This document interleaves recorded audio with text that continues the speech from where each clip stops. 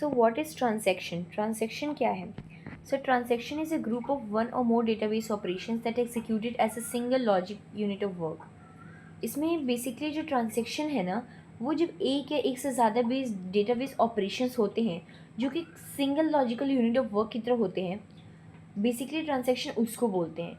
एक ट्रांजैक्शन जो इंश्योर करता है कि जितने भी ऑपरेशंस हो रहे हैं उसमें वो सक्सेसफुल हों या तो ना हो, मीन्स बीच का कोई केस नहीं हो, ये तो कम्प्लीटली सक्सेसफुल हो, उसके अंदर के सारे जो ऑपरेशंस है वो सारे सक्सेसफुल हो जाए, या तो उनमें से कोई एक भी नहीं हो। ट्रांजैक्शन बेसिकली ये चीज़ इंश्योर करता है। जैसे रियल लाइफ एग्जांपल में हम लोग सपोज कर रहे हैं, जैसे कि हम लोग 1000 रुपीज़ है वो हम लोगों के अकाउंट ए से अकाउंट बी में ट्रांसफ़र हो, तो स्टेप्स क्या होंगे कि हम लोग स्टेप डिडक्ट कर रहे हैं ए अकाउंट से 1000 रुपीज़ और बी अकाउंट में 1000 रुपीज़ ऐड कर रहे हैं। सो जो दोनों ऑपरेशंस हो रहे हैं उनको मिला के एक ट्रांजेक्शन बोला जाता है, ठीक है।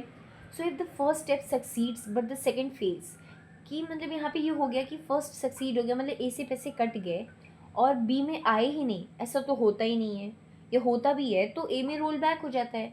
सो डेटा का जो डेटाबेस है वो इनकरेक्ट हो जाएगा। सो डेटाबेस उस पूरे ऑपरेशन को, दोनों ऑपरेशन को एक सिंगल यूनिट मानता है, ठीक है। सो दोनों ऑपरेशंस मिला के एक सिंगल यूनिट बनते हैं, उन्हीं को ट्रांजैक्शन बोलते हैं।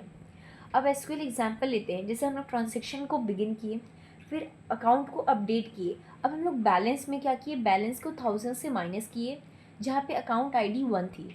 अब सेम हम लोग अकाउंट को अपडेट करेंगे, बैलेंस को 1000 ऐड करेंगे जहाँ पे अकाउंट आईडी 2 थी, और फिर डेटा को कमिट कर देंगे। ये होता है ट्रांजैक्शन का कोड। अब यहाँ पे जैसे हिंदी एक्सप्लेनेशन, ट्रांजैक्शन का मतलब है कि कई डेटाबेस ऑपरेशंस को एक साथ एग्जीक्यूट करना। अगर सारे ऑपरेशन सफल हुए तो सारा डेटा कमिट कर दो, अगर कोई भी ऑपरेशन फेल हुआ तो सब वापस पहले जैसा कर दो, रोल बैक कर दो, ठीक है। अगर एक भी फेल हुआ तो सब रोल बैक हो जाएंगे, मतलब सारे ऑपरेशंस फॉलो होनी चाहिए। अगर एक भी फेल हुआ तो सारे ही रोल बैक हो जाएंगे, वो सारे एक साथ एग्जीक्यूट होके एक साथ पूरे कंप्लीट होने चाहिए थे।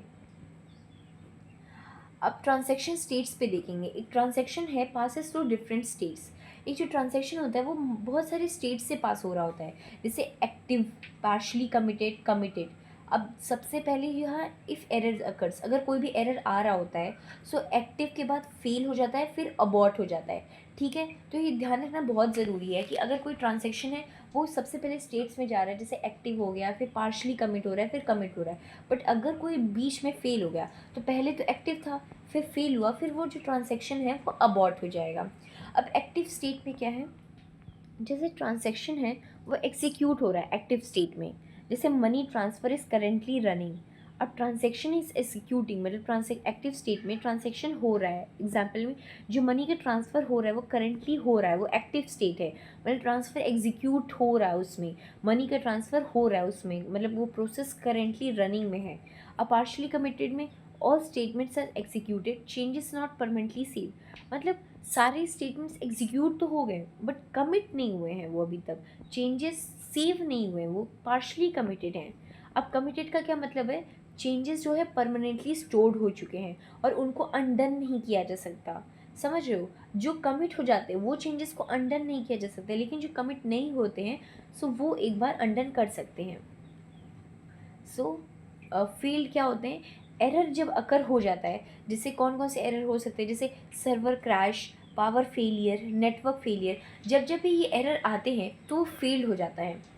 तब क्या होता है, तब जो ट्रांसजेक्शन होता है वो अबॉर्ट हो जाता है, दैट इज़ वो रोल बैक हो जाता है, जो डेटाबेस होता है वो अपने प्रीवियस स्टेट पे रिटर्न हो जाती है। So why transactions are needed, transaction क्यों ज़रूरी है। सो बिना ट्रांजेक्शन के डेटा का इनकन्सिस्टेंसी रहती है। सो जब ट्रांजेक्शन होती है तो वो साथ में डेटा को कंसिस्टेंट बनाती है। जो भी लॉस्ट अपडेट्स हो जाते हैं, मतलब अपडेट्स हम लोगों के होते हैं जो वो लॉस्ट हो जाते हैं, पार्शियल एग्जीक्यूशन होता है, एग्जीक्यूशन सही से हो नहीं पाता है, पार्शियल रह जाता है, इनकरेक्ट बैलेंसेस होते हैं, डुप्लीकेट रिकॉर्ड्स होते हैं हम लोगों के। सो ये सारी चीज़ों की वजह से हम लोग को ट्रांजैक्शन की ज़रूरत पड़ती है। अब एसिड प्रॉपर्टीज़, एसिड प्रॉपर्टीज़ में क्या आता है, acid properties ensures reliable transactions को इंश्योर करता है।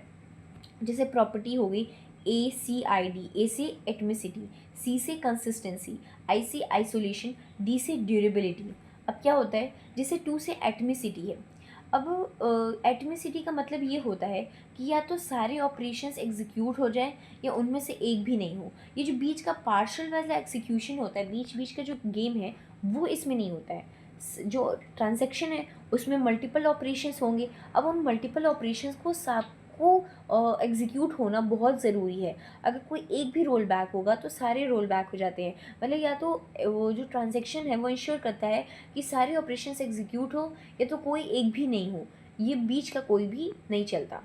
अब रियल लाइफ एग्जांपल में जैसे ए से बी में हम लोग 1000 रुपीज़ भेजे। अब इनिशियल में ए के पास 5000 था, बी के पास 3000 था। जब भेजने के बाद दोनों के पास 4-4 हज़ार हो जाने चाहिए, पर सर्वर मान लो बीच में क्रैश हुआ, तो स्टेप 2 में क्या होगा, वो स्टेप 2 कभी चलेगा ही नहीं, क्योंकि मनी डिसअपियर, ये तो रॉन्ग स्टेट हो जाएगी ना, आधा तो चल नहीं सकता। तो हम लोग क्या करेंगे, उसको रोल बैक कर देंगे, उसको वापस से उसी अकाउंट में ला देंगे। सो एटमिसिटी का सॉल्यूशन ये है, क्या है, DBMS जो परफॉर्म करता है रोल बैक कर देता है। रोल बैक क्या होता है, जो 5000 और 3000 वापस हो जाते हैं, समझ रहे हो, सब कुछ जो पहले जैसा था वो रिस्टोर्ड हो जाता है, उसको ही बोलते हैं रोल बैक होना। मतलब कमिट जहाँ तक नहीं हुआ था उसके पहले की जो सारी जो चेंजेस अनसेव हैं वहाँ पे उस पॉइंट पे पहुँच जाना। अब यहाँ पे या तो पूरा ट्रांजैक्शन चलेगा या बिल्कुल नहीं चलेगा, आधा ट्रांजैक्शन कभी सेव नहीं होगा, ठीक है। अब जैसे सिनेरियो ले रहे हैं, ATM से पैसा कट गया लेकिन कैश नहीं निकला, विच एसेट प्रॉपर्टी हैंडल्स दिस। अब देखो, पैसा कट गया लेकिन कैश नहीं निकला, तो ये आधा आधा चीज़ें नहीं चलेगी, ये एटमिसिटी होगा कि अभी जो होगा वो कॉल बैक होगा, उसमें जो कमिट है उसमें वो चीज़ रोल बैक होके वो वापस ही चली जाएगी उस रीस्टोर्ड प्लेस पे, रीस्टोर्ड पोजीशन पे, जहाँ पे कुछ भी चेंजेस अभी तक नहीं हुए थे। कंसिस्टेंसी अब पॉइंट आती है। एसिड में ए से एटमिसिटी था, सी से कंसिस्टेंसी था। सो सी से कंसिस्टेंसी में आते हैं। Consistency ensures that the database always remains in a valid state. Consistency का मतलब होता है कि जो डेटाबेस होता है ना, हमेशा एक वैलिड स्टेट में रहना चाहिए। जैसे बिफोर ट्रांजेक्शन एक वैलिड स्टेट है, आफ्टर ट्रांजेक्शन भी एक वैलिड स्टेट में रहनी चाहिए। जैसे कैसे, अब जैसे बैलेंस है वो ग्रेटर से ज़ीरो है तो करंट बैलेंस 1000 है। अब क्वेरी किए कि अपडेट किए बैलेंस को, उसमें से बैलेंस में से 500 रुपये हम लोग निकाल लिए, अभी इनवैलिड है। कंसिस्टेंसी प्रिवेंट्स दिस, कंसिस्टेंसी इसको रोकती है। अब बिफोर ट्रांसफ़र 5000 थे, फिर बी के 3000 थे, टोटल 8000 थे। आफ्टर ट्रांसफ़र क्या हुआ कि ए के 4000 थे और बी के भी 4000 थे, जो टोटल आना चाहिए मतलब वो कंसिस्टेंट है, मतलब वो 8000 है, तो जो टोटल मनी है वो सेम था। सो ये कंसिस्टेंसी अभी तक मेंटेन्ड रही, ठीक है। अब इस इंग्लिश एक्सप्लेनेशन, कंसिस्टेंसी का मतलब है ट्रांजैक्शन के बाद डेटाबेस के रूल्स टूटने नहीं चाहिए, डेटाबेस हमेशा वैलिड स्टेट में रहना चाहिए, ठीक है। अब कॉन्स्ट्रेंट्स प्रोटेक्टेड बाय कंसिस्टेंसी, जैसे primary key, foreign key, unique, check constraint, business rules, ये सारे जो कॉन्स्ट्रेंट्स हैं ये कंसिस्टेंसी की वजह से प्रोटेक्टेड रहते हैं। अब आता है, can a transaction violate a primary key constraint and commit. या कोई ट्रांजेक्शन ऐसा है जो प्राइमरी की को वॉयलेट करता है, कॉन्स्टेंट एंड कमिट को। सो वो जो है कभी भी नहीं, क्योंकि कंसिस्टेंसी जो है वो उसको प्रिवेंट करेगी, वो कभी भी वॉयलेट नहीं करने देगी। अब आइसोलेशन, आइसोलेशन का मतलब होता है multiple transaction should never interfere each other, every transaction should behave as if it is running alone. कोई भी ट्रांजेक्शन एक दूसरे में छेड़छाड़ नहीं करनी चाहिए। फॉर एग्जाम्पल हम लोग लेते हैं कि जैसे बैलेंस 5000 है, अब ट्रांजेक्शन T1 हुआ, उसमें बैलेंस हुआ, अपडेट हुआ, बैलेंस 10,000 हो गया, अब नॉट कमिटेड, अभी तक कमिट नहीं हुआ है। अब ट्रांजेक्शन T2 आया, रीड किया बैलेंस विदाउट आइसोलेशन किए, सो वो 10,000 पढ़ लिया। अब T1 रोल बैक कर दिया, अभी सेव नहीं हुई थी चेंजेस, तो एक्चुअल बैलेंस कितना था, 5000। अब T2 यूज़ किया कि इनकरेक्ट डेटा को यूज़ किया। सो एक ट्रांजेक्शन के बीच में दूसरे ट्रांजेक्शन को अधूरे चेंजेस नहीं दिखने चाहिए, ये वो इंश्योर करता है, ठीक है। सो अब इसकी प्रॉब्लम्स क्या आते हैं, प्रॉब्लम्स जो आइसोलेशन सॉल्व करता है, कौन कौन सी प्रॉब्लम्स को सॉल्व करता है, जैसे डर्टी रीड को सॉल्व कर देता है। डर्टी रीड क्या था कि अगर कोई अनकमिटेड डेटा पढ़ लेता है तो उसको डर्टी रीड बोलते हैं। सो आइसोलेशन की वजह से ये पॉसिबल नहीं हो जाता, और डर्टी रीड की जो भी प्रॉब्लम थी उसको आइसोलेशन सॉल्व कर देता है। अब जैसे एग्जाम्पल में T1 है, T1 का जो बैलेंस था वो 5,000 से 10,000 हो गया, तो ये कमिट नहीं हुआ, T2 पढ़ लिया, अब T1 रोल बैक किया, सो इसमें 5,000 आया, अब T2 यूज रॉन्ग डेटा है, तो इसी को बोलते हैं डर्टी रीड। अब क्या होता, what exactly is dirty, dirty है क्या, तो जो अनकमिटेड डेटा है उस चीज़ को हम लोग डर्टी बोलते हैं, ठीक है।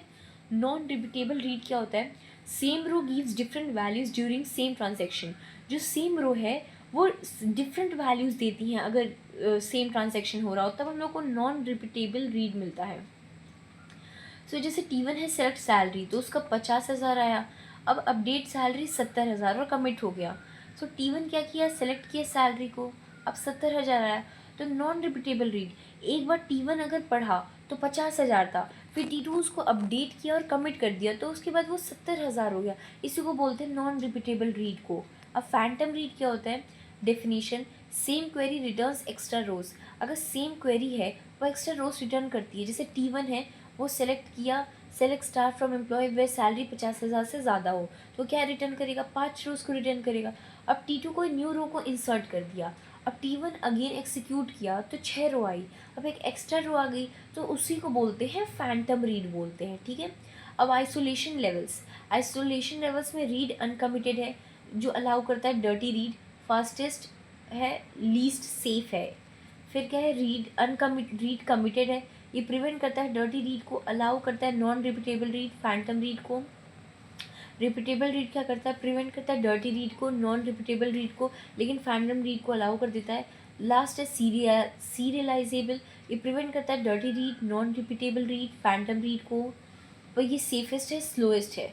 अब इंटरव्यू का फेवरेट है कि कौन सा आइसोलेशन है सबसे मैक्सिमम कंसिस्टेंसी को प्रोवाइड करता है, तो वो सीरियलाइजेबल है, ठीक है। अब ड्यूरेबिलिटी को अगर देखें, so once a transaction commits it remains permanently save, अगर कोई ट्रांजेक्शन को कमिट करते हैं तो वो परमानेंटली सेव हो जाता है। अगर पावर कोई फेलियर हो, सर्वर की क्रैश हुई हो, डेटाबेस क्रैश हुई हो, सिस्टम रीस्टार्ट हुए, बट एक बार कोई ट्रांजेक्शन है, सेट ऑफ ऑपरेशंस हैं, अगर वो कमिट हो गए हैं तो वो परमानेंटली सेव हो जाते हैं, फिर उसके बाद कुछ भी हो जाए। जैसे UPI पेमेंट है, यू रिसीव है कि पेमेंट सक्सेसफुल है, सो तभी ये सर्वर क्रैश हुआ, सो रीस्टार्ट होने के बाद भी ट्रांजैक्शन तब भी रहता है, इसी को बोलते हैं ड्यूरेबिलिटी। इंग्लिश एक्सप्लेनेशन, कमिट होने के बाद भी डेटा कहीं नहीं खोना चाहिए। How durability works, durability work कैसे करती है, जैसे ट्रांजैक्शन लॉग्स को यूज़ करके, रिकवरी लॉग्स को यूज़ करके, रीडो लॉग्स को यूज़ करके, राइट अहेड लॉगिंग को यूज़ करके, चेक पॉइंट्स को यूज़ करके। अब इंटरव्यू क्वेश्चन में पूछना है, power failure happened immediately after commit, will data be lost, तो नहीं, क्योंकि अगर कमिट हो जाए तो पावर लॉस के बाद भी ड्यूरेबिलिटी गारंटी करती है कि रिकवरी हो सकती है। कमिट वर्सेस रोल बैक, सो कमिट में क्या होता है कि चेंजेस जो होते हैं वो सेव हो जाते हैं, लेकिन रोल बैक में क्या होता है, जो चेंजेस होते हैं वो सेव नहीं होते हैं, मतलब उनको हम लोग अनडू कर सकते हैं। कमिट में वो परमानेंट हो जाता है, रोल बैक में वो रिवर्ट कर सकते हैं। कमिट में सक्सेस आता है, रोल बैक कब करते हैं, जब फेलियर हो जाता है। तो अब एग्जाम्पल में, begin transaction, update salary, set salary is equals to 80,000 roll back. अब कोई भी चेंजेस सेव हुए नहीं, तो अपडेट तो की, बट रोल बैक लिखने की वजह से वो कोई भी चेंजेस सेव बैक ही नहीं किया, सेव ही नहीं किया, तो ट्रांजेक्शन बिगिन तो हुआ, अपडेट हुआ, सेट हुआ, पर रोल बैक से वो वापस वहीं पहुंच गया, कोई भी अपडेशन नहीं हुआ। अब यहाँ पे क्या कमिट हो गया, कमिट में क्या होता है, वो चेंज कर देता है, परमानेंटली को सेव कर देता है, बिगिन करता है ट्रांजेक्शन, फिर अपडेट करता है, सेट करता है, कमिट, मतलब कोई भी अब कुछ भी दिक्कत हो लेकिन डेटा हम लोग का कमिटेड हो चुका है। अब कंप्लीट एसिड समरी देख लेते हैं, atomicity, all or nothing, consistency, valid state only, isolation, no interference, durability, permanent storage. अब व्हाट इज ट्रांजेक्शन, ये सब सारे क्वेश्चंस पूछते हैं।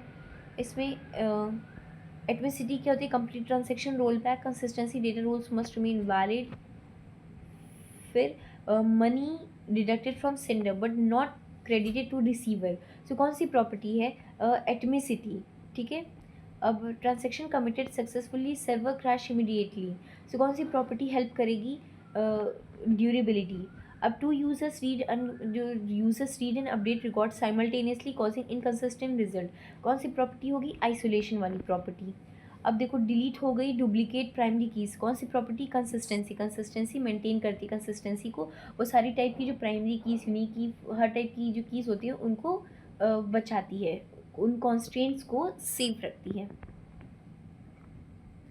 अब ट्रांजैक्शन रीड्स अनकमिटेड डेटा तो डर्टी रीड हो जाता है। फिर नॉन रिपीटेबल रीड में क्या होता है, अगर सेम क्वेरी को 2 बार पढ़ लिए और दोनों बार अलग अलग वैल्यू आए। अब फैंटम रीड क्या होता है, सेम क्वेरी को में एक्स्ट्रा रोज डाल दें। सो ये लास्ट है, a transaction is a logical unit of work that consist of one or more database operations. Transactions follow ACID properties. Atomicity ensures all operations succeed or fail. Consistency keeps the database in a valid state before and after execution. Isolation prevents concurrent transactions from interfering with each other. Durability guarantees that committed changes remain permanently stored even after system failures.